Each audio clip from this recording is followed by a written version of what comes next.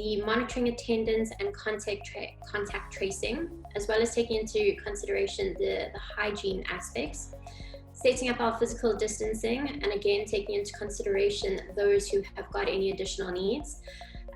touching on our transportation aspects and supporting the well-being. Obviously, it's the identifying those who are at risk. And this is one of the main things that I think a lot of the schools need to take into consideration is getting in contact with if you have a clinic at the school. Hopefully you have got those records of students who have got different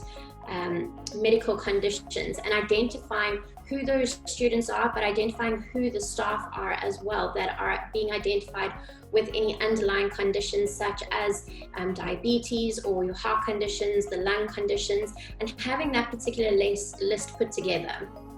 That at least will help us to identify what kind of numbers we're looking at, in the sense of, are there going to be students who are not going to be coming back full time because they need to take care of their own health and well-being, but at the same time taking into consideration if we've got staff who are at risk as well, what is the plan of action for them if they can't come into the school premises because they have got their doctor's certificate saying that they are unable to do this. The entry, pickup and school visit procedures. What we have done is, obviously your main thing is ensure you're communicating to your families about all the procedures that you're doing.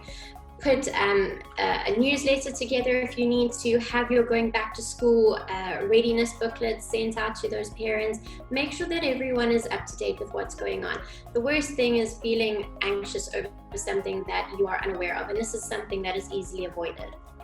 We have essentially set up a staggered start and pickup. What we have done is that with regards to our students of determination, I have been in contact with parents, and I have actually said to them, it is better if you are starting to come in before the rest of the students are starting to come in, to start getting used to the premises again. See what kind of changes you have going on,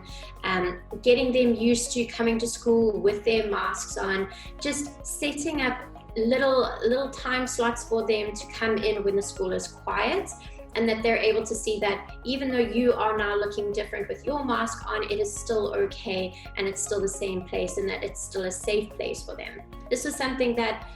hit home quite a bit for me this past week, is that because I am starting to set up my appointments for my students of determination to start popping in to come and say hi, get used to wearing some of their uniforms again if they haven't been in the uniform,